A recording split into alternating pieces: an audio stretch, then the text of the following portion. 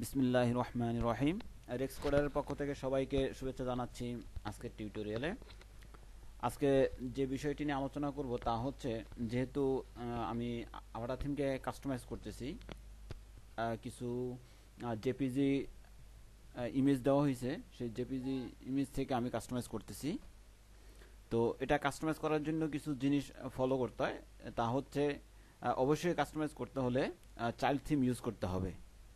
আর এই কাজটা আমি শুরুতেই করতে পারতাম, এটা করিনি। তার কারণ হচ্ছে, চাইল্ড থিম ইউজ কিছু কিছু জিনিস ব্যবহার না করলে কি সমস্যা হতে পারে বা সেই জিনিসগুলো কিভাবে ব্যবহার করতে হয়, এটা মূলত দেখানোর জন্য আমি চাইল্ড থিমটা এখন ব্যবহার করতেছি।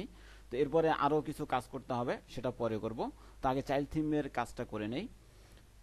এটা করার জন্য প্রথমে আমাকে যেটা করতে হবে, যে থিম ডিরেক্টরিতে আমি যেখানে থিমটা আছে, থিম ইনস্টল করেছি, সেখানে আমাকে একটা ডিরেক্টরি বানাইতে হবে। তো এখন আমি আছি www এবং আভাডা, অর্থাৎ এটাই হচ্ছে আমার লোকাল হোস্টের ডোমেইন নেম। এরপরে থিমস, তারপরে ঠিক এখানে এটা হচ্ছে আমার থিমস ডিরেক্টরি। এখানে সব থিমগুলো থাকে। এখানে আমাকে আরেকটা ডিরেক্টরি বানাইতে হবে।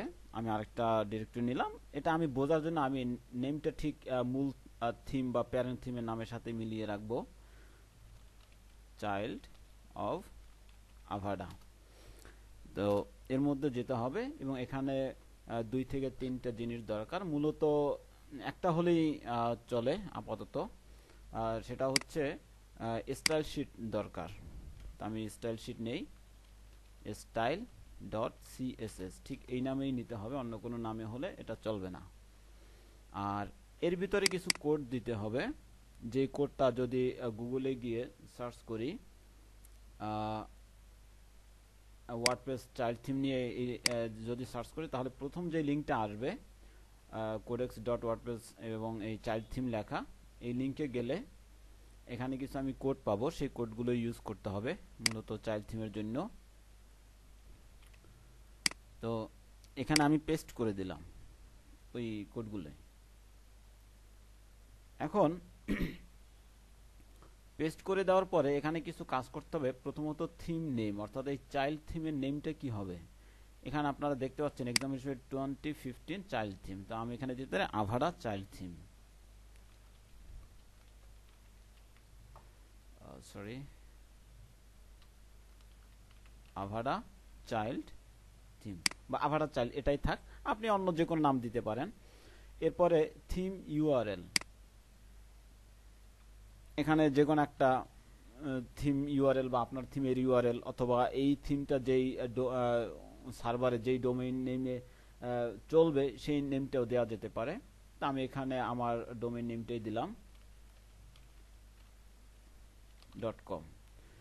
তো এরপরে ডেসক্রিপশন, এখানে চাইলে শর্ট ডেসক্রিপশন দেওয়া যায়। আমি তেমন কিছুই লিখব না।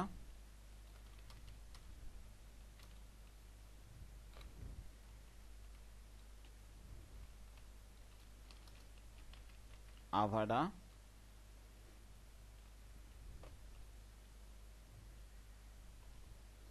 এরপরে অথর নেম, যিনি এই চাইল্ড থিমটা নিয়ে কাজ করতেছেন তার নাম দিতে পারেন, অথবা যদি ক্লায়েন্টের কোনো নেম জানা থাকে সেটাও দিয়ে দিতে পারেন।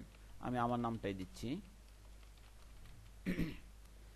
এরপরে এখানে অথর ইউআরএল, অথরের যে ইউআরএলটা আছে সেটা দিতে হবে। টেমপ্লেট নেম, এটা হচ্ছে একটা গুরুত্বপূর্ণ জিনিস। আর টেমপ্লেট নেমটা কি হবে, টেমপ্লেট নেমটা হচ্ছে এই থিমের প্যারেন্ট থিমের ডিরেক্টরি নেম। অর্থাৎ এটা হচ্ছে চাইল্ড থিম, আমি এখন চাইল্ড থিমের ভিতরে আছি। আর টেমপ্লেট নেমটা হচ্ছে ঠিক এখানে যে আভাডা শব্দটা আছে, আভাডা শব্দটা হচ্ছে টেমপ্লেট নেম। তো আমি এই নামটাকেই এই টেমপ্লেট নেমের এখানে পেস্ট করে দিলাম। আর এটা যেহেতু প্রথমবার কাজ করতেছে, তাই ভার্সন 0.1 থাক।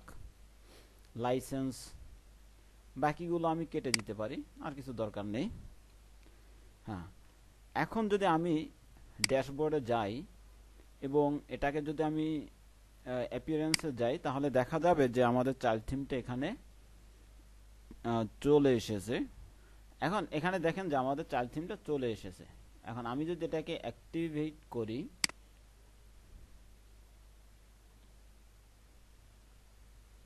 অ্যাক্টিভেট করলে কিছু সমস্যা দেখা দিবে। এখন এখানে যদি দেখি যে আমাদের সবকিছু আসছে কিন্তু স্টাইল পাইনি। তো স্টাইল না পাওয়ার কারণ হচ্ছে আমার যে মূল যে স্টাইল শিটটা ছিল সেটা আমি এখনো এখানে ইম্পোর্ট করিনি, সেটাকে ইম্পোর্ট করতে হবে। আর এটা ইম্পোর্ট করতে হলে প্রথমে যেটা করতে হবে, ইম্পোর্ট @ দিয়ে তারপরে ইম্পোর্ট, এবং এখানে যা করতে হবে তা হচ্ছে, আমি একটু ভালো করে বলি।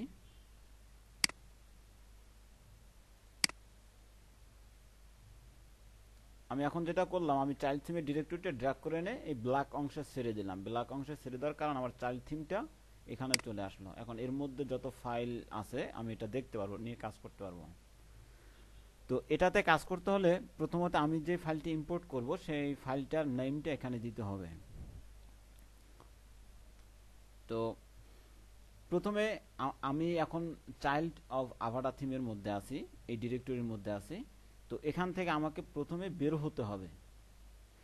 তো প্রথমে যদি আমি এখান থেকে বের হতে চাই, কোনো ডিরেক্টরি থেকে বের হওয়ার জন্য ডট ডট দিতে হয়, অর্থাৎ দুইটা ডট ডট দিতে হয়, তারপরে স্ল্যাশ। এরপরে আমাকে এই আভাটা থিমের নেমটা দিতে হবে, অর্থাৎ আমাদের যে মেইন বা প্যারেন্ট থিমের নেমটা আছে সেই প্যারেন্ট থিমটা দিতে হবে। যেহেতু আমি যে স্টাইল শিটটাকে কল করব সেই স্টাইল শিটটা হচ্ছে, বা সেই স্টাইল ডট সিএসএস ফাইলটা হচ্ছে আভাটা থিমের মধ্যে। এখন আমি এই প্যারেন্ট থিমের নেমটা দিলাম, এরপরে আরেকটা স্ল্যাশ। এখন আমাকে সেই স্টাইল শিটের নেমটা এখানে দিতে হবে, স্টাইল ডট সিএসএস। এখন এখানে আমি দিলাম, কিন্তু এখানে একটা সমস্যা হচ্ছে যে আমার কালারটা অন্যরকম হয়ে গেছে। তার কারণ হচ্ছে আমাকে এখানে একটা কোটেশন মার্ক দিতে হবে, শুরুতে একটা এবং শেষে একটা, ঠিক এভাবে। আর হ্যাঁ, এভাবে যদি আমি দেই, আর এখন যদি আমি রিলোড দেই এই পেজটা, দেখা যাবে যে কিছু অংশ ছাড়া বাকি সবগুলোই চলে আসছে। হ্যাঁ, আমাদের থিমটা ঠিকমতো কাজ করছে, কিন্তু কিছু কিছু আবার কাজ করেনি, যেমন মেনুটা আসেনি। তো এখানে যে সমস্যাগুলো হয়, যে মেনু আসে না, তারপরে উইজেট ঠিকমতো কাজ করে না, ডিফল্ট উইজেটগুলো কাজ করে। তো এইগুলো আবার পরবর্তীতে চাইল্ড থিম অ্যাক্টিভেট করার পরে ম্যানুয়ালি করে দিতে হয়। তো এখন আমি সেই কাজটাই করব, যে ম্যানুয়ালি এই কাজগুলো করব, যে থিম মেনু থেকে গিয়ে মেনুটাকে সিলেক্ট করে দিতে হবে। তারপরে এখানে যেই স্টাইলটা করেছিলাম সেটা করে দিতে হবে। এখন মেনুগুলো কিন্তু ঠিকই আছে, শুধুমাত্র আমাকে এখানে মেইন নেভিগেশন হিসেবে টিক চিহ্ন দিয়ে সেভ মেনু দিতে হবে, তাহলে এই মেনুটা এখানে চলে আসবে। এখন এই মেনুটা চলে আসছে, কিন্তু এখানকার এই অংশটুকু পাইনি। এখন আমি যেটা করেছিলাম এর আগে, যে কিছু কোড করেছিলাম স্টাইল শিটে, সেই অর্থাৎ সেই স্টাইলটুকু এনে আবার এখানে দিতে হবে।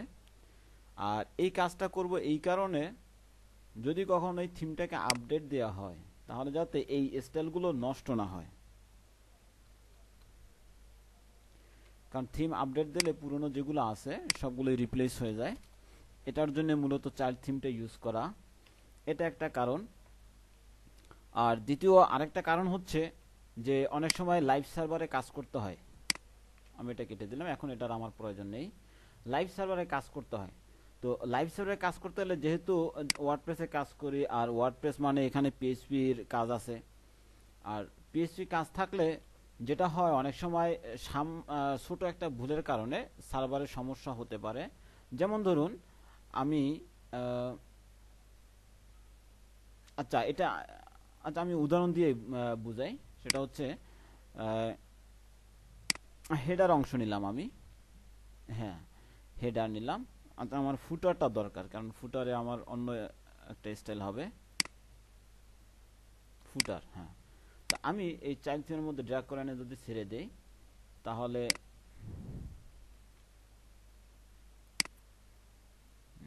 এটা আসলো না।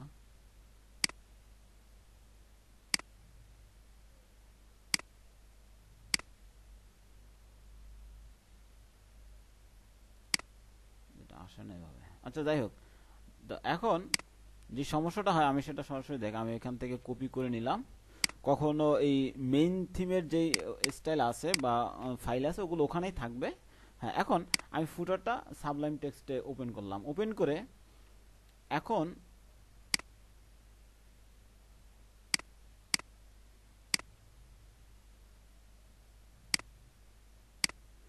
ওপেন করে এখানে যদি আমি একটু সমস্যা করি, পিএইচপিতে যদি সমস্যা করি, যেমন ধরুন আমি এই এই কোলনটা দিলাম না এবং এটা দিলাম না, এখন সেভ করলাম, কিন্তু এখন যদি আমি এটা রিলোড দেই দেখা যাবে যে নিশ্চয়ই কোনো না কোনো সমস্যা হয়েছে। না, আসলে তেমন কোনো সমস্যা হয়নি। হ্যাঁ, একটু সমস্যা হয়েছে। আচ্ছা যাই হোক, এখন এখানে এসে ফুটারে কোনো একটা সমস্যা বলতেছে, আবার যদি হেডারে কোনো সমস্যা হয়, অর্থাৎ আমার পিএইচপি যে কোনো একটা করে সমস্যা হতে পারে। সেক্ষেত্রে এটা যদি আমি ধরতে না পারি, অনেক সময় দেখা যায় এই কোনো আপনার ডিসপ্লে আসতেছে না, অর্থাৎ সাইটে শো হচ্ছে না। সেক্ষেত্রে কি করা যায়? সেক্ষেত্রে আমি যেটা করতে পারি, যদি আমার এখানে চাইল্ড থিম ব্যবহার করা থাকে, সেক্ষেত্রে আমি এই চাইল্ড থিমটাকে ইনঅ্যাক্টিভ করে আমার যে প্যারেন্ট থিম আছে এই প্যারেন্ট থিমটা আমি অ্যাক্টিভ করতে পারি। চাইল্ড থিমটাকে ইনঅ্যাক্টিভ করে প্যারেন্ট থিমটা যদি আমি অ্যাক্টিভ করি, সেক্ষেত্রে দেখা যাবে যে আমার সেই এই সমস্যাগুলো চলে গেছে, অর্থাৎ এখানে যে সমস্যাটা হয়েছে এগুলো চলে যাবে। তো মূলত এটার কারণেই পরে সমস্যা ফিক্স করে, প্রবলেমটা ফিক্স করে আবার সেই লাইভ সার্ভারে কাজ করা যায়, কোনো সমস্যা হয় না। মূলত এই উদ্দেশ্যে চাইল্ড থিমটা ব্যবহার করা হয়। তো এই মেজর পারপাস এই দুইটাই। তো চলুন এখন আমাদের বাকি কাজগুলো করা যাক।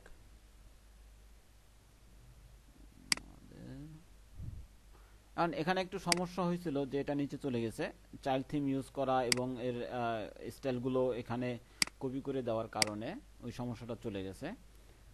তো এই এখন যত স্টাইল করব সব স্টাইলগুলোই মূলত চাইল্ড থিমে করব, চাইল্ড থিমের যে স্টাইল আছে সেটা করব।